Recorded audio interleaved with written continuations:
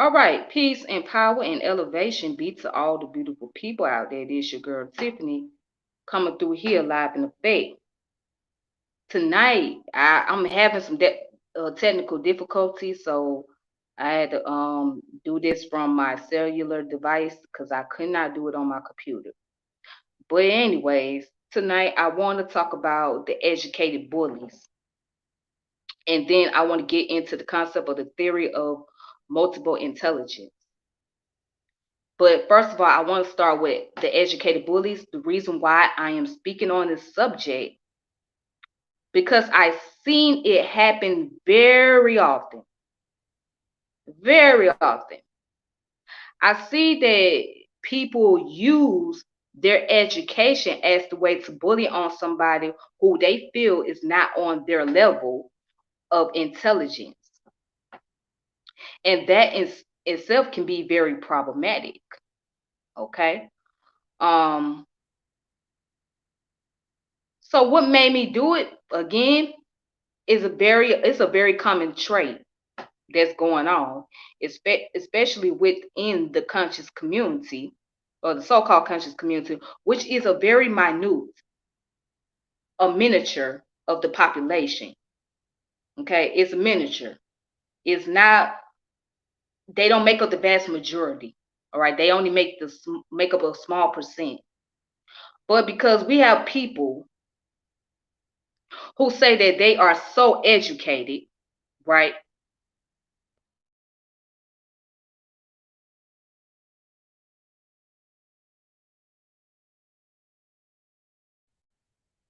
Who may not know as much.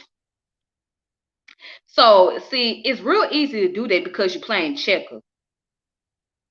But when it comes time to play chess and um, put yourself in a position where you have to deal with people who are not only having degrees, but those who are actually doing,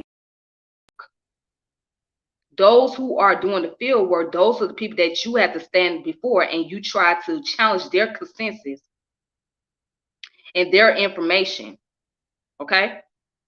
Now, before I go there, I want to say once again, congratulations to all the HBCUs, graduates, and those who have graduated from the non-HBCUs, people who got their masters, their bachelors, their associates, their trades, their PhDs. Congratulations to you guys. Keep up the good work. Hopefully, you could be able to find a job within your field. You could be able to keep on moving forward with your career, start something, build something, plan something. That's the key thing. Because even if you have a degree, most people don't even work in their field. And when they do work in their field, they don't get paid a lot of money for it. They come to find out that with a bachelor's degree, you're not you're not gonna make no more than what $49,000 or $50,000. So you feel like you was cheated from the beginning. You felt like you was cheated out your finances, you was cheated out your education because you done went to school to study a particular field and you're not getting paid enough. So now you got to go back to school and take on another trade or another major and spend another year or 2 or 4 years just so you can enter into a field of study that will pay more income. That's the part right there that is a killer. Okay. But again, it's a great thing that people are graduating from college. It's a great thing people are obtaining their degrees because they can do something very productive with it. They can find something that they can go into their passion. So one of the key elements is having a passion for what you want to do. Having that passion, having that drive, having that motivation. And when you have the drive and motivation, then you will put your focus into that. But some folks don't even have the motivation for their major and they really wasted their time. All right. But I want to talk about those who self proclaimed scholars. self-proclaimed scholars who think they know so much, who can only debate people, but not try to uplift them and give them the proper foundation. These are the people that don't have any form of pragmatism. If you don't have the pragmatism, then what you know don't really mean nothing. I'm going to say that again. If you don't have a form of pragmatism, then what you know don't really mean shit.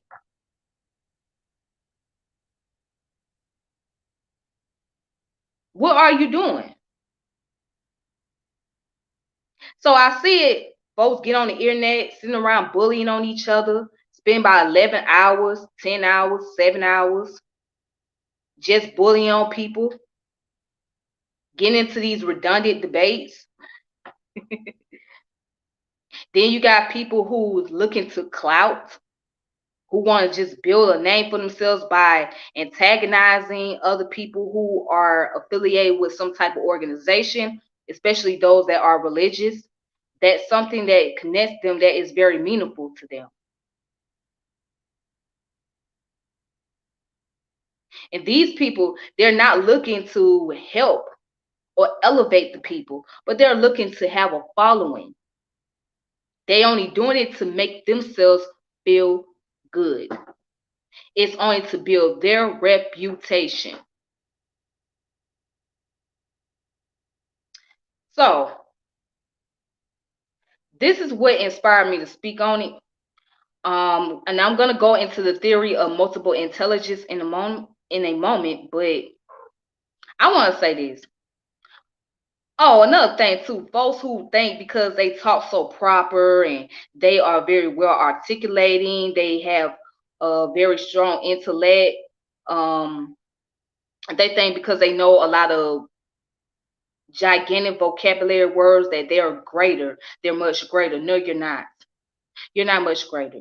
You can say you can use all the big terminologies in the world, and you still ain't saying nothing. Okay. You can sound like the most smartest person in the room and still be stupid. Okay. Still be dumb as hell. All right. So I don't think because you are so articulating and you're so intelligent that you're greater. No, you're not. Because that person who may not know a lot of vocabularies, who may not know how to formulate their vocabulary words, they may not know how to read very well, or their reading skills are not up to par, meaning that it's not 100% or 90% accurate, or whatever the case may be. That don't give you the right to try to throw shade at them. Because just because they don't know how to articulate something doesn't mean they don't know what it is or they don't know what they're talking about. Remember this. That's why I love the African the symbol from the Adinkra, which is called Ni'anam. Ni'anam means he who does not know anything knows by learning. In the word of Erykah Badu, a man knows something, knows that he knows nothing at all. A man that knows something knows that he knows nothing at all. So when you know that you don't know anything at all, you have to admit and you have to humble yourself, and you have to be able to learn and develop practical skills that you can utilize throughout life.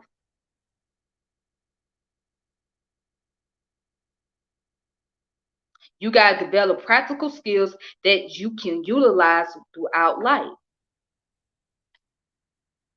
If you don't develop practical skills,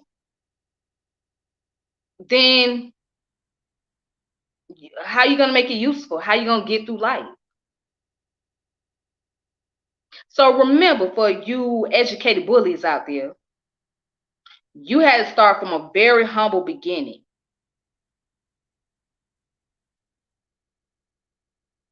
And these are the type of people that would turn people away from learning, that would keep people away from trying to branch out and develop intellect. They would cause problems because they feel that they know more than the individual themselves, and they feel like they can just bully them and attack them every time. You can't do that.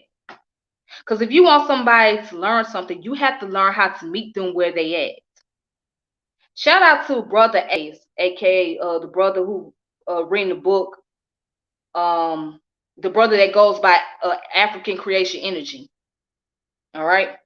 Shout out to him because he does a good job. He used a lot of allegorical concept. He used personification, symbolism to better explain modern science because he has a thorough understanding of science.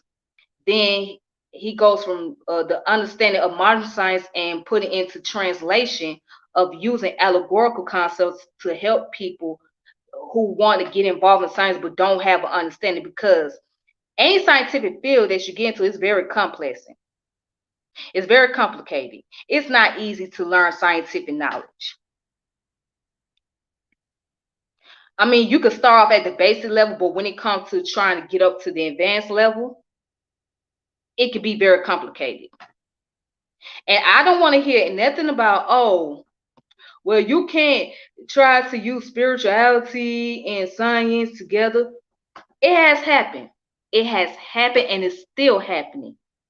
I don't know if you guys kept up, but there are physicists right now that's trying to figure out the concept of consciousness using the concept of spirituality. There are people who study Taoism. There are people that's into Buddhism. Okay? And if we're gonna talk about those in the scientific field, as far as the demographic is concerned, that practice religion, you got a lot more people that are into the religion ideology that are in the science than those who are non-religious. And the Muslims make up a very strong population of those who are in the STEM field. The Christian make up a strong population. Those who are Jews make up the strong population. So you have more of them, and those who are studying Eastern philosophy, they make up those population, a very high percent, a high percentile than those who are non-religious. So don't tell me that nobody, you can't incorporate spirituality into science, because you can. Because you can, if you know how to do it, if you understand the knowledge, and you got you're in the field of study, you can interpret those things together to help somebody else to get a better understanding. It can be done. It can be done. It can happen. All right. Or if you are in the anthropology field of study, because anthropology is science, it's social science, because you're studying humanity as a whole. And one of those fields in anthropology is culture. So religion falls under the concept of culture. Spirituality falls under the concept of culture. All right. So it can be done. You just got to know what you're saying, and you got to learn how to bring the correlation. If you can't bring the correlation, then of course it's going to sound crazy. If you don't have a mind to understand modern science and bring interpretation, of course you're going to look crazy and you're going to sound pseudo. But again, don't go around here trying to bully anybody. If you ain't got no pragmatism, if you ain't got no practical solution which is going to help the community as a whole, then you ain't doing shit. If you looking to just get at people and just bully on folks who you think they don't know anything, then you full of shit. You full of shit. And it turns into a circus, because it goes from, it's one thing to educate, but it's another thing to be an egomaniac. And you got a bunch of egomaniacs running around here.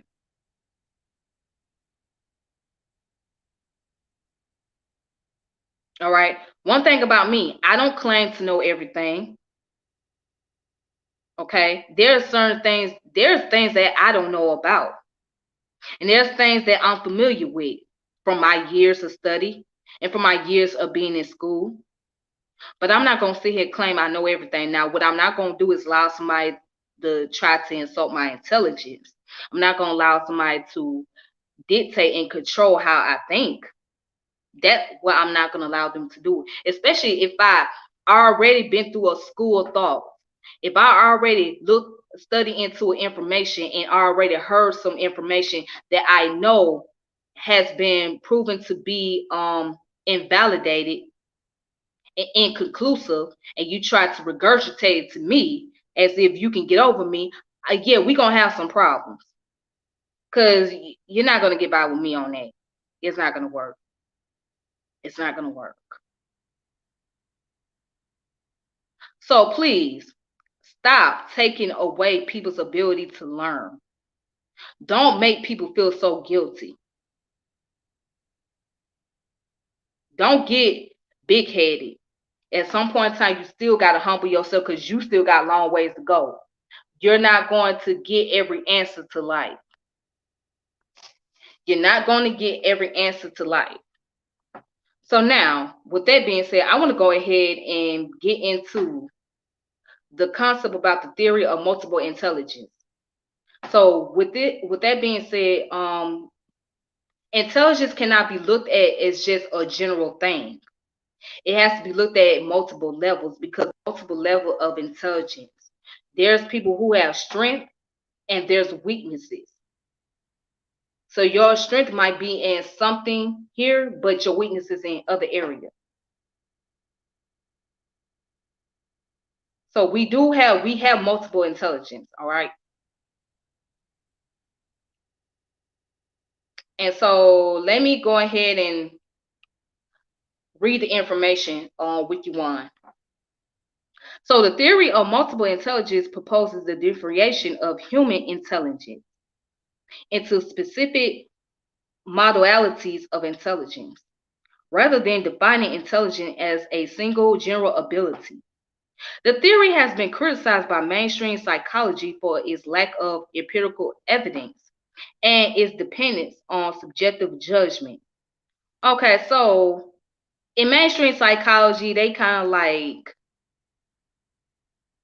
they're not really receptive to the concept about the theory of multiple intelligence, because they feel that it's not enough evidence to actually validate that there is a such thing as multiple intelligence. They don't feel that it's validated. So in their sense, they're like, we can't fully agree on that because that's all subjective. The same way that science feel about NLP. So NLP deals with neuro-linguistic programming. And with neuro-linguistic programming, right, that studies like how people, it basically deals with cognitive science, cognitive psychology. So science say, well, it's not conclusive, it's all subjective. All right, but that doesn't mean that it's a bad thing. That doesn't mean it's no good. It just means that there's got to be more studies that has to be done. All right, so anyways, let's go down. So it says separation criteria. According to the theory, an intelligence modality must fulfill 8 criteria. Potential for brain isolation by brain damage. 2, in place in evolutionary history. 3, presence of core operation. 4, susceptibility to encoding symbolic expression. 5, a distinct development progression. 6, the existence of savants, prodigies, and other exceptional people. 7, support from experimental psychology. 8, support from psychometric findings. Let's see, what is psychometrics? Just something I'm very curious of. See, I don't even know what psychometric is. This is my first time ever hearing this terminology. Psychometrics is a field of study within psychology concerned with the theory and techniques of measurement. Psychometrics generally refers to specialized field within psychology and education devoted to testing, measurement, assessment, and related activities. Psychometrics is concerned with the objective measurement of lane constructs that cannot be directly observed. Example of lane constructs include intelligence, introversion, mental disorder, and educational achievement. The levels of individuals on non-observable laning variables are inferred through mathematical modeling based on what is observed from individuals' responses to items on tests and scales. All right. So basically, going back, let's review. Psychometrics is the field of study within psychology concerned with the theory and techniques of measurement. All right. Psychometric generally refers to specialized fields within psychology and education devoted to testing, measurement, assessment, and related activities. Okay. All right, so now going all the way down, it says practitioners are described as psychometricians, although not all who engage in psychometric research go by this title. Psychometricians usually possess a specific qualification, such as degrees or certification, and most are psychologists with advanced graduate training in psychometric and measurement theory. In addition to traditional academic institutions, practitioners also work for organizations such as the Educational Testing Service and Psychological Corporation. So, to my understanding, right, I guess those who are in the psychometrics field, they can do what is called psychological evaluation on people and be able to determine where their level where their mindset is as far as how they respond to those evaluations. As far as the testings and everything is concerned, they can be able to tell where the person is at with their knowledge and their level of intelligence. That's when I'm getting out the psychometrics. All right. Okay, so let's go ahead and continue. The intelligence of modalities and frame of mind, the theory of multiple intelligence, 1983, and its sequels. Howard Gardner proposed 8 abilities that manifest multiple intelligence. So who was Howard Gardner? Or who is he? So Howard Gardner. All right, Howard Gardner is an American development psychologist and the John H. and Elizabeth A. Hobbs Research Professor of Cognition, and cognition dealing with cognition is dealing with skills. All right. So being able to learn how to speak, learn how to think, behavior skills, etc. So that's cognition. All right. Anyways, cognition and education at the Harvard Graduate School of Education at Harvard University. He is currently the senior director of Harvard Project Zero, and since 1995, he has been the co-director of the Good Project. Gartner has written hundreds of research articles and 30 books that have been translated into more than 30 languages. He is best known for his theory of multiple intelligence as outlined in his 1983 book, Frame of Mind, The Theory of Multiple Intelligence. So I have to find that book, and once I do find the book, I will be able to post it. I'll be able to post it to you guys on Facebook if you have Facebook. If not, then I'll probably do it on Twitter. Okay. Anyways, Gardner retired from teaching in 2019. In 2020, he published his intellectual memoir, A Synthesizing Mind. All right, so he was the ones. As a matter of fact, let me see if I can turn it around real quick.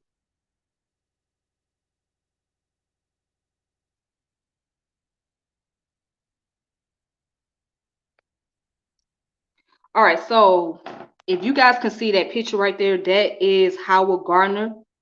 Howard Gardner, that's him.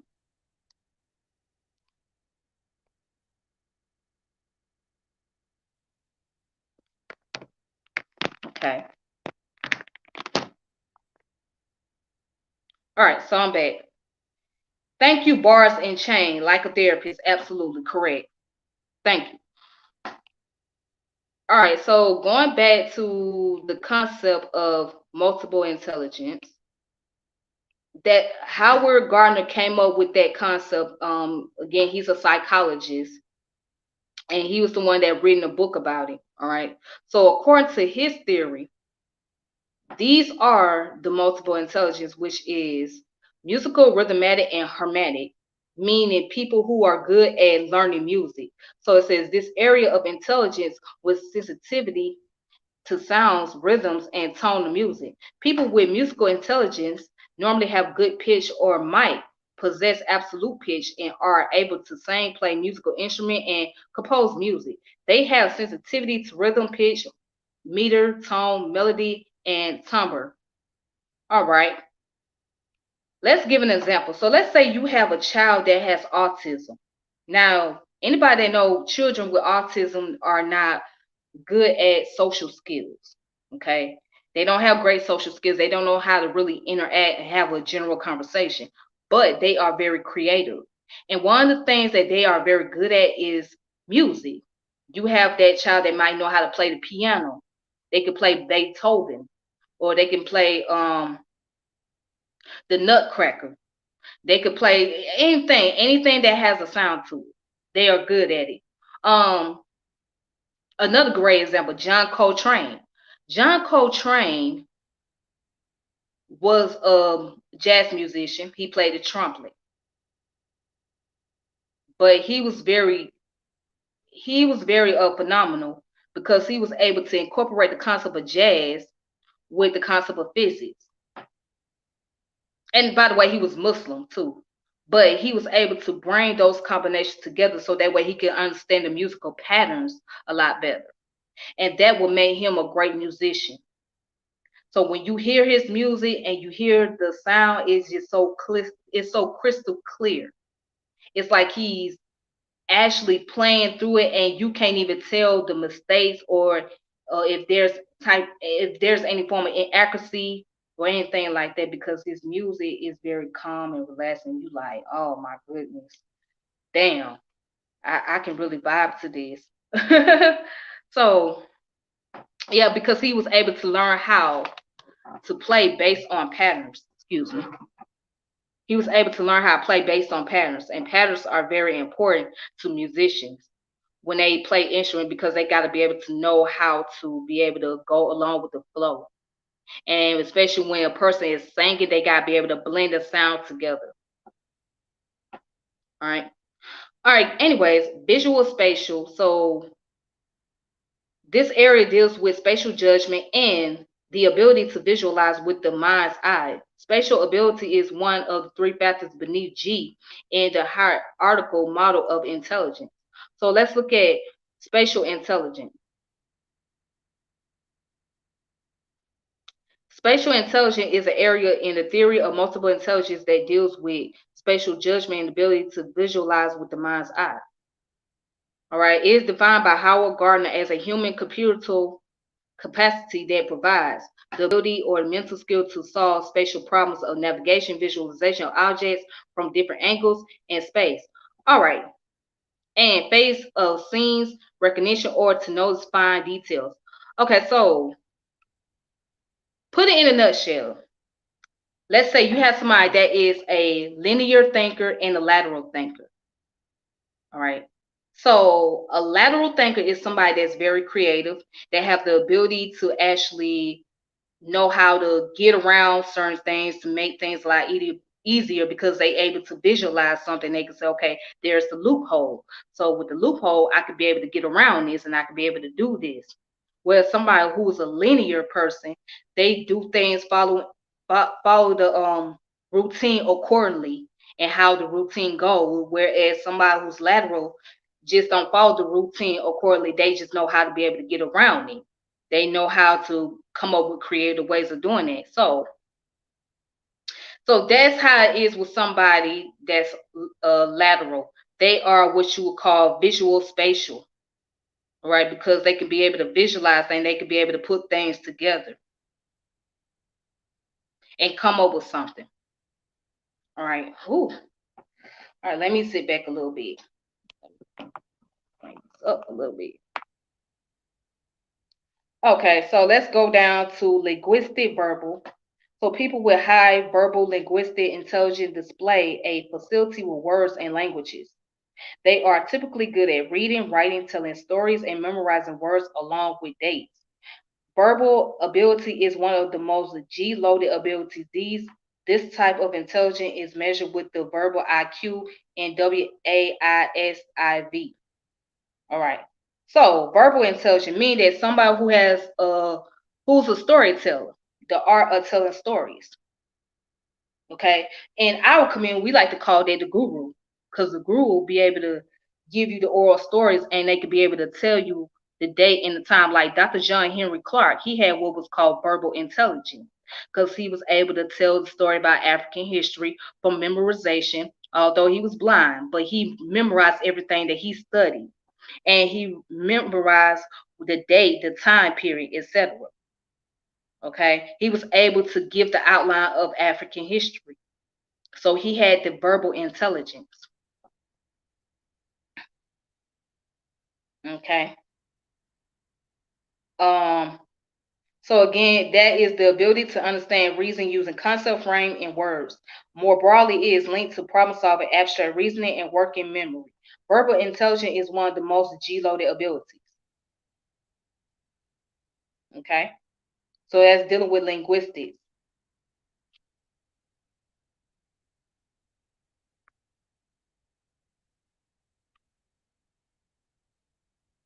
All right, and let's go down to logical and mathematical. So to be logical and mathematical, this area has to do with logic, abstraction, reasoning, numbers, and critical thinking. This also has to do with having the capacity to understand the underlying principle of some kind of causal system. Logical reasoning is closely linked to fluid intelligence and to general intelligence. So, a person who possesses the skills, they are very logical, they are very reasonable, and they love mathematics. So they understand things through mathematical point of view. All right. So you got the bodily kinesthetic. So bodily kinesthetic deals with the core element of bodily kinesthetic intelligence are controls of one bodily motion and the capacity to handle objects skillfully. Gartner elaborates to say that this also includes a sense of timing, a clear sense of goal of a physical action, along with the ability to train responses. So, like somebody who's into yoga or somebody who does Pilates, they will have what's called bodily kinesthetic because they have the ability to yoke their body and transform their body, get their body into different motion. People who know how to dance really well, people who know how to who are into gymnastic. All right, they have those skill setting. Okay, or even those who are strippers. See, let me say that. And speaking of strippers, right?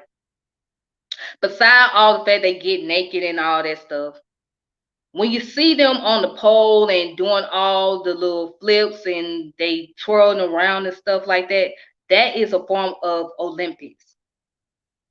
They're like gymnasts, basically. That's all they are, gymnasts on the pole. But that's not what they're called. They're called strippers. But they do gymnastic stuff. Okay. All right.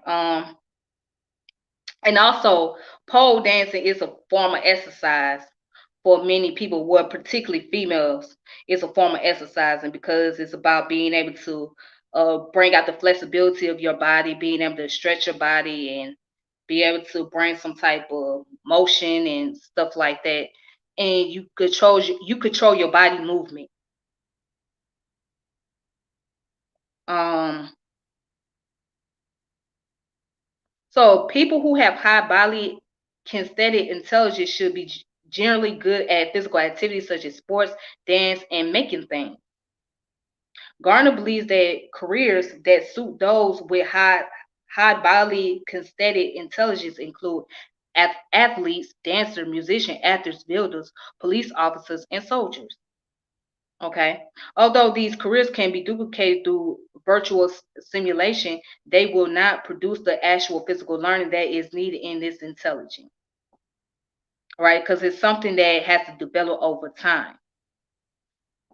All right, so and then you got the interpersonal. So people who have interpersonal skills, they able to connect with people, bond with people, and they can relate to people and understand what a person go through, and they can sense out what's going on with the individual. So that doesn't mean they are psychic and they have the answers. No, but they have most of the time they go by what is called plausible reasoning. So plausible reasoning is basically they can come up with good judgment. All right, so they come up with good judgment about individuals. So in this theory, individuals who have high interpersonal intelligence are characterized by their sensitivity to others' mood, feelings, temperaments, motivation, and their ability to cooperate to work as part of a group. According to Gartner and How Are Kids Smart? Multiple intelligence in the classroom. Inter and intrapersonal intelligence is often misunderstood with being extroverted or liking other people. Those with high interpersonal intelligence communicate effectively and emphasize easily with others and may be either leaders or followers. They often enjoy discussion and debates. Gardner has equated this emotional intelligence with, he has equated emotional intelligence of Goldman. Gardner believes that careers that suit those with high personal intelligence include salesperson, politician, managers, teacher, lecturers, counselors, and social workers. All right, so give me a second.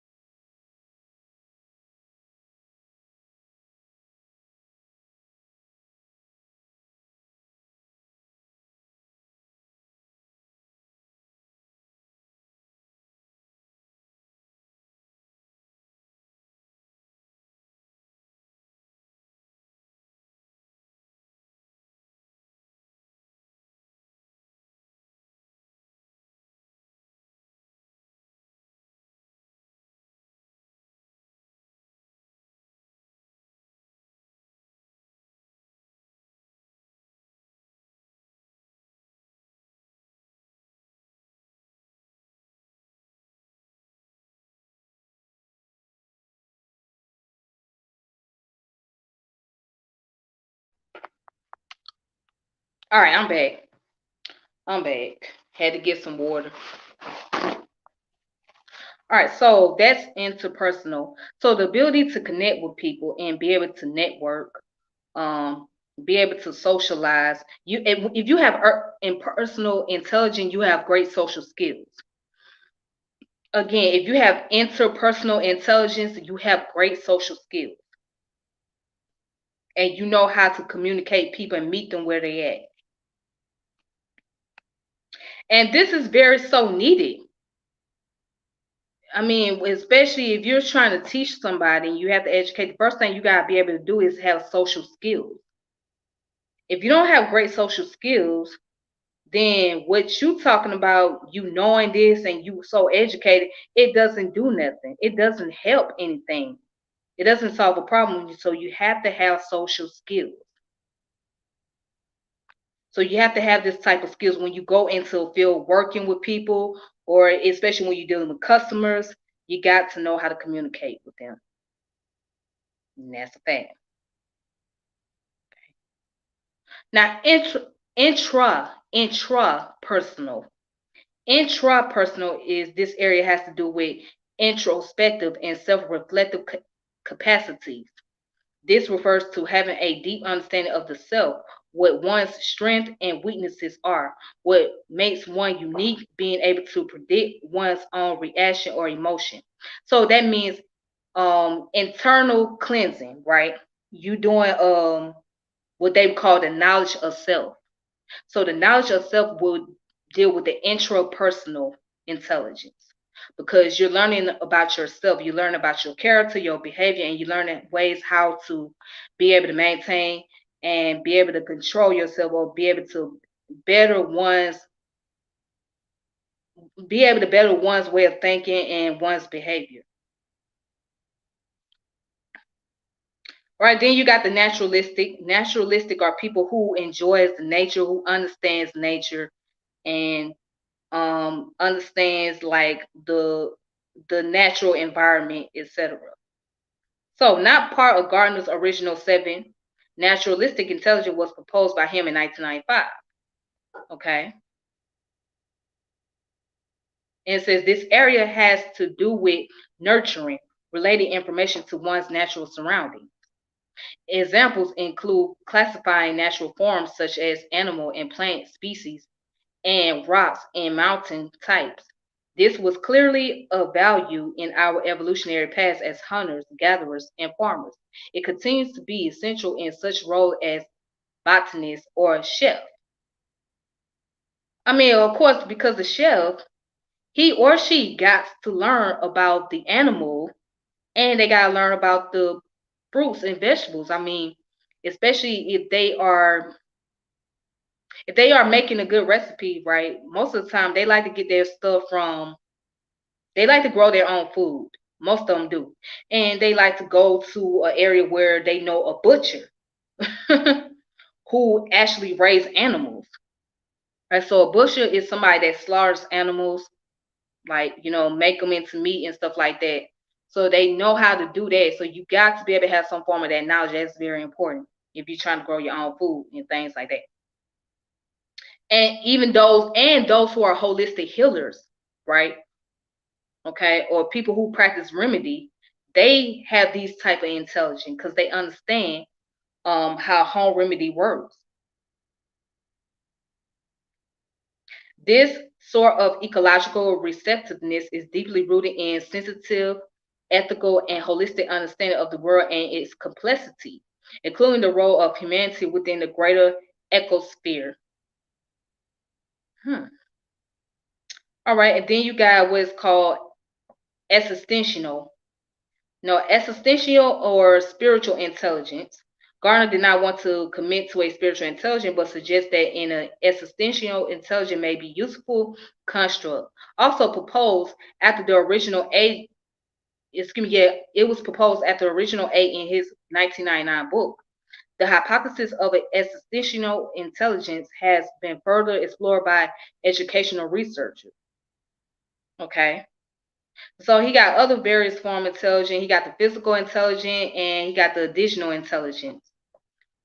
All right, so let's go back to the spiritual intelligence. And this is very common, especially with us as the people, Black people. Those who are into like meditation, that's a form of spiritual intelligence because it's not just only dealing with exercise, but it's also being able to connect with the higher source in your own way. So spiritual intelligence is a term used by philosophers, psychologists, and developmental theorists to indicate spiritual parallel with IQ, intelligence quotient, and EQ, emotional quotient. So if anybody want to know what IQ stands for, intelligence quotient, and EQ stand for emotional quotient. All right. All right. So how did the term spiritual intelligence come into existence? Dana Zohar coined the term spiritual intelligence and introduced the idea in 1997 in her book Rewiring the Corporate Brain. In the same year, 1997, Ken O'Donnell, an Australian author and consultant living in Brazil, also introduced the term spiritual intelligence in his Edo Quality, the emotional and spiritual dimension of the human being and organization. Now, I'm going to give you a good example of what spiritual intelligence would look like. Somebody who studied cosmology. Because, see, people don't realize that cosmology is not only dealing with science, study of the universe and the cosmos, but it's also dealing with philosophy. So those who have spiritual intelligence tend to be very philosophical, and they have their own interpretation, understanding of the natural forces around them and the creator. So people who are like pantheists, for example. A pantheist is someone who believes that the God and the universe are combined as one. All right. And then you got those who are pantheists. Pantheists are those who believe that God is greater than the universe. All right. So what follow under pantheism would be the study of the Kabbalion, The Kabbalion, which is the three initiates, right, which is the Hermetic philosophy, deals with the pantheism, but it also deals with the concept of the cosmology as well, because it talks about all is mind and universe is mental, and it goes into the gender correspondence and things of that nature. So it's like it's bringing a scientific approach with spiritual connection. Again, it uses scientific approach with spiritual connection. All right, but I'm not gonna go any more into this. I mean, you guys can check it out on your own term, look into it and all. But I just wanted to talk about this. As a matter of fact, I want to show you guys the image.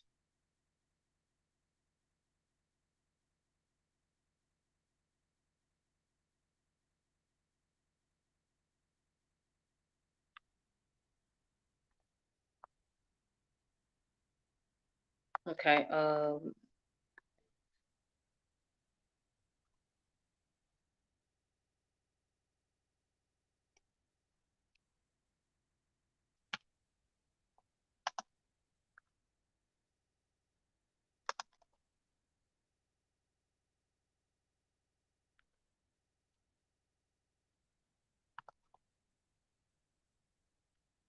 Let me go back. Let me go back. Let me go back.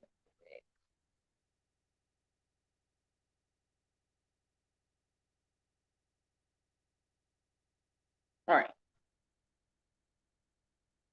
Okay, anyway, so I'm going to show you guys the picture of what it looks like, the diagram.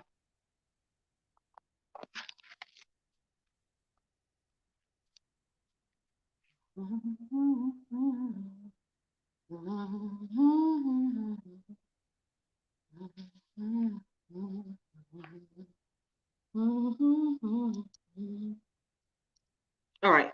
So this is the diagram right here of what the multiple intelligence looks like. Okay, that's how the diagram is. Okay.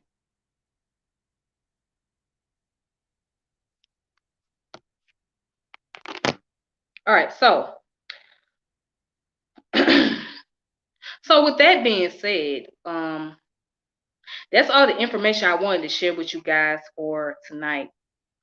And yeah, we have to remember that there's not a single intelligence. Okay, everybody don't possess. Excuse me. Everybody don't possess the same intelligence skills. Everybody don't have the same quality. Some people are a little bit more advanced than others in certain fields, and then there are those who are not as advanced in certain criteria. So it depends on what a person is good at doing. You always gonna have your strong and you're gonna have your weak. You're gonna have your strongest thing, your weakness. All right. So just because you're stronger here and you're weaker there doesn't mean that you don't have any type of ability. Okay, it just means that you are good at certain things. You are good at certain areas. All right. So for all you out there that's on your path, that's on the journey of getting knowledge, or especially deal with the knowledge of self, do not allow these educated bullies to try to stop you on your journey. Do not allow them to make you feel less of who you are. Do not allow them to intimidate you, because that's what they do. They try to intimidate to make themselves more appealing and try to gain more popularity. And again, I've seen this too damn often, so I know. All right. But anyways, thank you guys for tuning in tonight. This is your girl Tiffany. I'm saying peace and power, elevation be to all of you. Please be safe until next time. Take it easy, deuces. All right. Stay connected and make sure you guys subscribe to my channel and hit the notification bell. Thank you so much.